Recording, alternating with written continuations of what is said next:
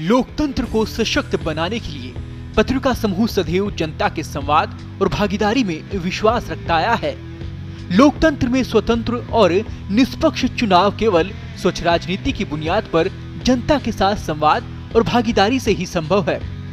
इसी उद्देश्य से पत्रिका ने राजस्थान, मध्य प्रदेश और छत्तीसगढ़ में चेंज मेकर्स महाअभियान शुरू किया था।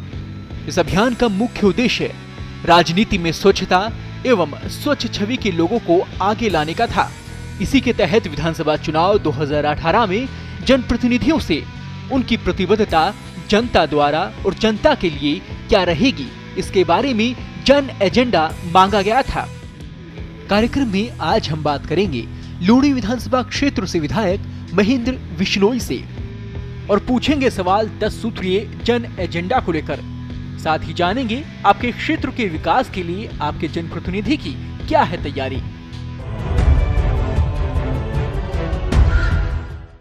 नमस्कार, पत्रिका के इस खास कार्यक्रम में आपका स्वागत है। आज हमारे साथ हैं जो लूणी विधानसभा क्षेत्र के जो युवा विधायक, जो पहली बार विधायक बने हैं, और इनके जो है दादाजी हैं जो राम सिंह विश्नोई जी, वो पूर्व मंत्री रह चुके हैं।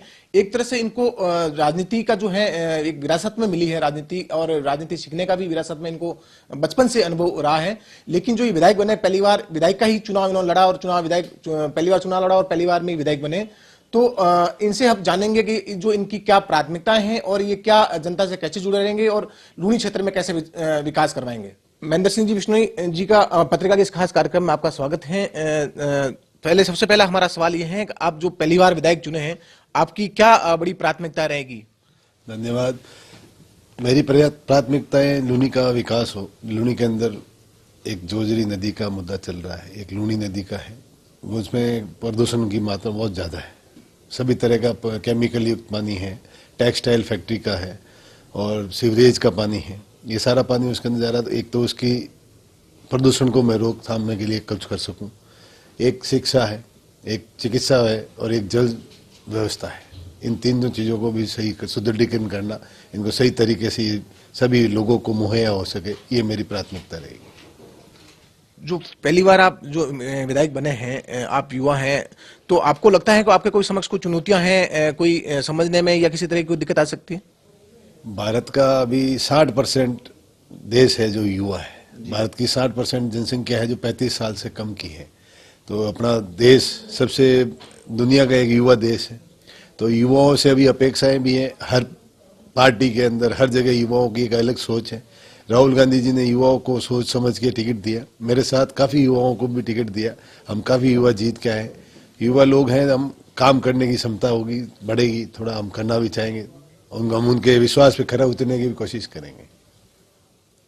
तो आप जो हैं अपना क्षेत्र में और विशेषकर आपका समक्ष जो आपका बड़ा एरिया है, दूसरा आप जब राम सिंह जी विश्नोई पूरे इस क्षेत्र में पूर्व मंत्री रह चुके हैं, तो लोगों की एक तरह से बड़ी एक तरह से अपेक्षा है, तो उस अपेक्षाओं को कैसे पूरा करेंगे?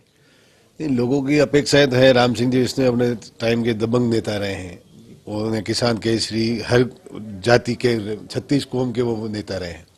साहब का प्रेम सभी से था, सभी जातियों से, सभी धर्मों से उनका एक अलग लगाव था।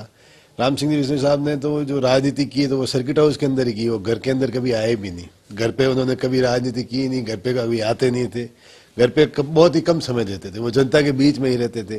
तो मैं भी उनके नक्श के कदम पे चलने की कोशिश करूँगा कि मैं उनकी तरह कोई उनकी तरह काम भी करवा सकूँ। जो उन्होंने अपनी छाप छोड़ी है, मैं उनकी विरासत को आगे बढ़ा सकूँ।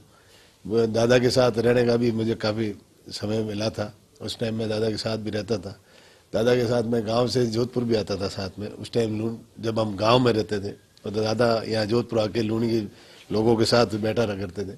तो मैं उनके साथ उस टाइम भी आता था और लोगों के जो कहते थे उनसे, उन्हें जो काम करने की कला थी उनको देखता था।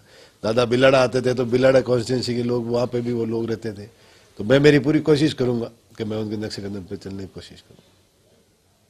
राम सिंह जी विश्नोई का ऐसा कौन सा काम है या उनकी ऐसी कौन सी शैली है जो आपको आज भी याद है और आप उस शैली पे चलना चाहेंगे? राम सिंह जी विश्नोई हर गरीब और किसान वर्ग के एक नेता थे। जो आदमी घुस जाता था राम सिंह जी के पास रूम कमरे के अंदर तो वो सोच के आता था कि मेरा काम हो जाएगा। राम सिंह जी ने उससे मिलके उसकी बात सुनी तो उसको उसका विश्वास होता था। उनकी जो कार्य करने की शैली थी ये मैंने पास से देखा है और उनके लगभग काम होते थे। उन्हें कोई किसी की हिम्मत नहीं होती थी कोई उन्हें मना कर सके। राम सिंह जी विष्णु साहब जो काम बताते थे, जो लोगों के लिए करते थे, उनके लिए रात दिन एक करके वो पूरा काम किया करते थे। ये जो आप राम सिंह जी बिश्नोई, जब आपके दादाजी पूरे मंत्री रहे और पूरा आपने बचपन से राजनीति को देखा है, और जिस तरह फिर राजनीति देखने के बाद आपने मन में कभी सोचा कि आप विधायक बनेंगे? नहीं, मैंने कभी मन में सोचा नहीं था। मैं मेरे व्यवसाय के अंदर लगा रहता था। बिजनेस में शुरुआत से बिजनेस कर रहा हूँ, पढ़ाई और बिजनेस दोनों साथ चली मेरा। लगभग मेरे को करीब मैंने 2000 से मैं बिजनेस देख रहा हूँ, करीब 2000 से बिजनेस देख रहा हूँ पूरा। और मैंने कभी सोचा नहीं था मैं विधायक बनूँ। हमारे घर के अंदर जैसे जिस तरह में दादा ने राजनीति की थी, तो हमारे घर में कोई भी किसी भी तरह का कोई मेंबर नहीं था, पंचायत समिति मेंबर, जिला परिषद, कोई भी चुनाव नहीं लड़ा। फिर मेरे चाचा ने बाद में, मेरे पापा के समय मलखान सिंह जी जब एमएलए बने तो उन्होंने चुनाव जरूर लड़ा था। चाची ने लड़ा था मेरे, और फिर वो प्रधान भी बने थे बिलाड़ा के। मैंने ऐसा कोई सपना नहीं देखा था, पर परिस्थितियां, पारिवारिक परिस्थितियां हो जाने की वजह से लोगों में जो एक उत्साह था वो मेरे को, पहली बार दादी को हमने टिकट दिलाया था, पर दादी बुजुर्ग होने की वजह से लोगों में एक उत्साह नहीं हो पाया था। तो लोगों ने फिर बात समझी, और मेरे को, मैं युवा था और लोगों के बीच में रहता था। पापा के इलेक्शन से दादा के इलेक्शन में मैं कभी काम किया करता था ऑफिस के अंदर।